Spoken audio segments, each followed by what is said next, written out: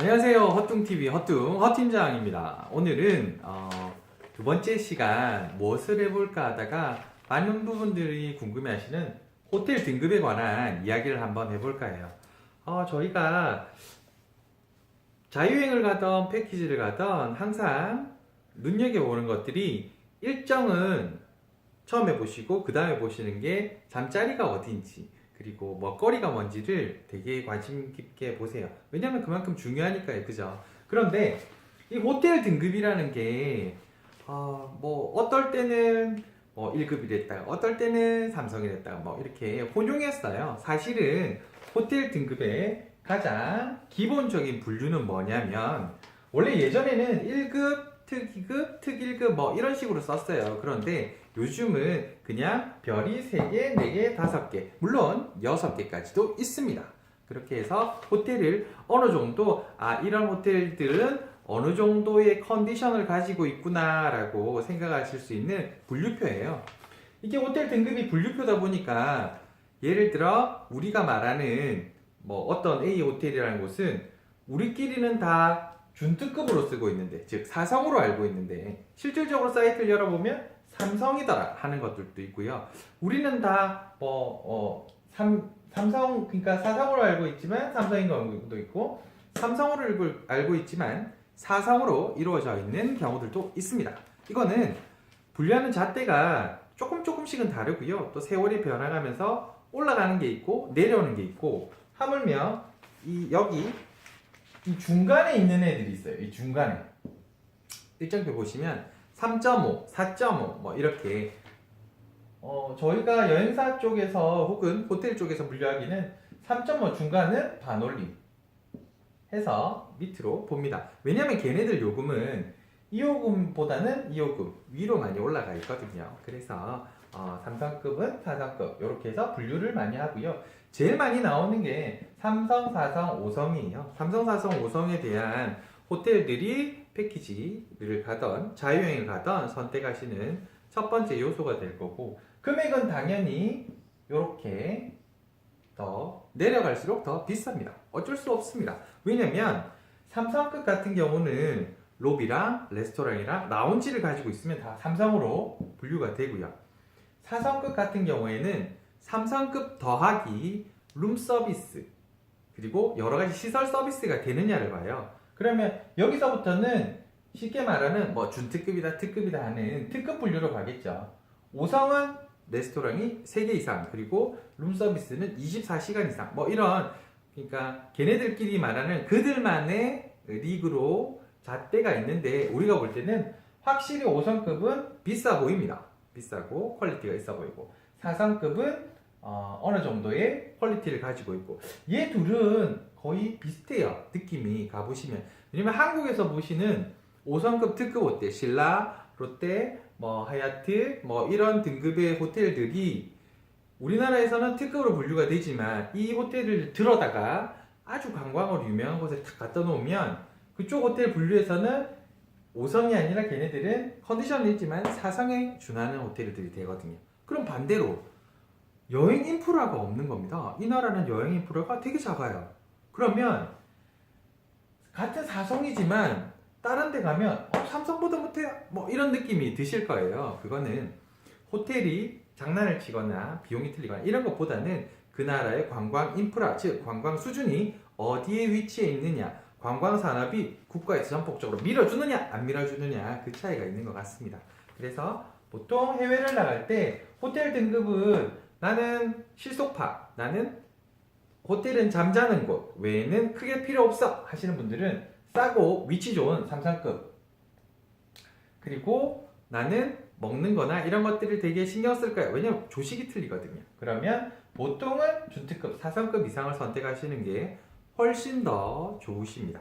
다만 우리가 가다 보면 왜 3성급이 되게 많은 경우가 있어요. 왜냐면 3성급은 이런저런 여타 시설들을 안 만들어도 되기 때문에 시내 중심가 혹은 교통 요소 아니면 조금의 어느 정도의 부지가 나오면 올릴 수 있습니다. 얘네들은요 못 올려요. 그 안에서는. 그러다 보니까 경관이 좋은 언덕이나 요즘 들어서는 뭐 좀 외곽 쪽이나 이런 쪽에 시설은 아주 근사하게 해놓고 특급 호텔인데 위치가 별로 안 좋아요. 그래서 자유여행, 개별여행 가시는 분들은 이런 위치가 안 좋은 데 가서 뭐랄까요, 푹 쉬러 가는 거 아니면 사실은 시내의 요소에 있는 3성급 호텔을 많이 이용하십니다. 그리고 뭐 요 중간에 있는 위치들도 많이 이용을 하시죠. 다만 5성급은 거의 걸리기 힘들어요. 거의 걸리기 힘들고 패키지를 가실 경우에는 반대 5성급이 많아요. 5성급이 왜 많을까요? 저번 시간에 제가 말씀드렸죠. 자유여행보다 패키지가 금액이 싸다. 근데 패키지는 왜 5성이나 이런 것들이 많을까? 얘네들이 많은 이유는 한창 레저나 아니면 우리가 산업혁명 이후에 이제 좀 사람들이 쉬어보자, 우리도 놀러들어가면 쉬어보자 라고 해서 그 다음 산업으로 막 부상이 된 게 사실은 관광산업이에요. 그래서 아마 기억하시는 분들은 기억하실 건데 90년대 초반이나 한국도 마찬가지로 뭐 2000년 넘어가기 전까지 관광학과, 관광계통의 과들이 굉장히 인기가 좋았어요. 그리고 그 당시에 관광산업을 하는 분들은 수입이, 인컴이 아주 높으셨겠죠. 저는 이 시대 때 없었어요. 안타깝습니다. 물론 혹자는 또 그러시더라고요. 그때는 뭘 해도 좋았어. 맞아요. 그때는 뭘 해도 좋았어. 지금은 뭘 해도 나쁘지만 다만 이런 건 있어요. 그때는 뭔가 인프라가 갖춰져 있고 크게 뭐 예를 들어서 규모의 경제였다면 지금은 전혀 그런 거 없습니다. 지금 보시다시피 저는 그냥 단순히 핸드폰과 칠판 하나 놔두고 여러분과 이렇게 소통을 하잖아요. 물론 저도 희망입니다만은 유튜브 스타 뭐 그런 쪽으로 여행업에 굉장히 큰 하나의 핫 이슈가 한번 되어봤으면 좋겠다라는 개인적인 소망입니다. 이것처럼 지금은 이제 이런 어떤 큰 규모의 경제는 아닌 것 같아요. 그러다 보니까 그때 당시 다시 돌아와서 그때 당시에 뭘 많이 했을까요? 호텔을 부지를 사서 짓는 거예요. 그냥 막. 그러면 얘네들은 원래는 비용이 비싼데 위치가 안 좋아. 그러면 가격이 떨어져. 그리고 들어가기 힘들어. 그러면 가격이 또 떨어져. 그러다 보니까 시내에 있는 삼성이 외곽에 있는 5성급보다 비싼 경우가 있어요. 언제? 주말, 하이픽 때, 특수한 연휴 때 이런 애들이 비쌉니다. 그래서 호텔은 이번 시간에 말씀드리는 호텔 등급은 내가 어떤 성향인지 나는 조식도 필요 없고 나는 온리 볼거리 그러니까 흔히 말하는 백패커처럼 그 나라를 정말 이렇게 누비고 다니겠다 하시는 분들은 비용이 훨씬 더 저렴한 얘를 선택하시는 게 훨씬 더 나으시고요.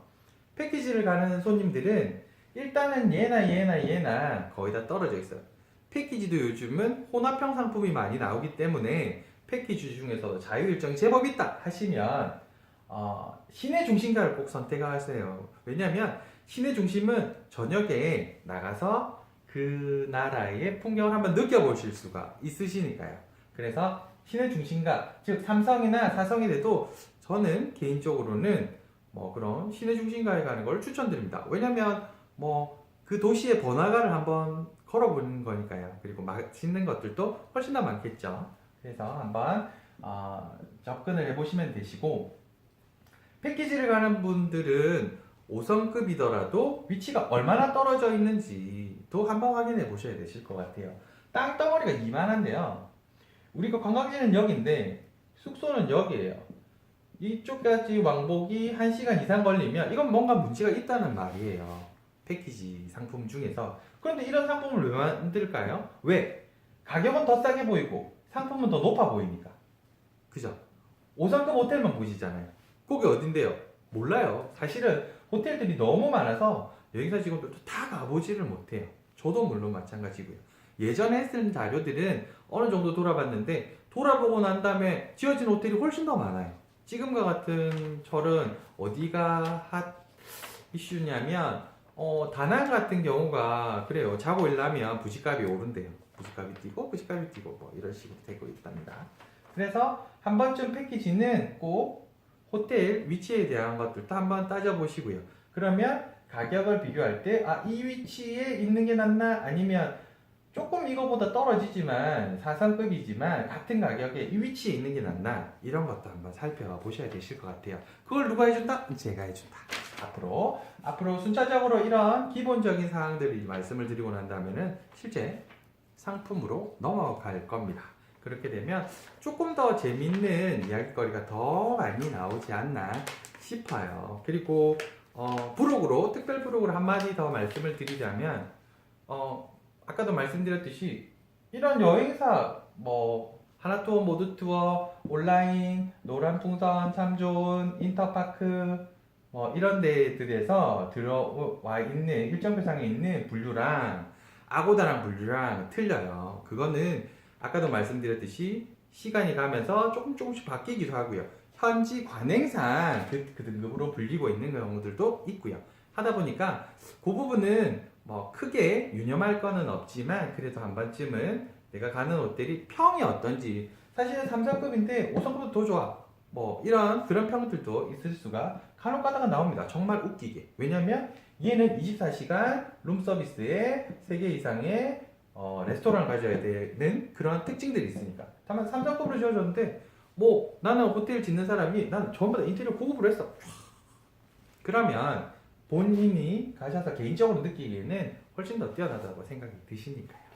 아무튼 이렇게 또 저희가 뭐 동영상을 한번 호텔 등급에 관해서 이야기를 해봤습니다. 다음 시간에는 또 다른 주제를 가지고 한 번 더 이렇게 안내를 드리는 시간이 되도록 할게요.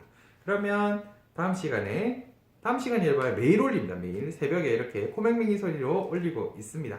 많은 홍보 부탁드리고 구독하기, 좋아요 부탁드리겠습니다. 오늘 하루 즐거운 하루 되세요. 감사합니다.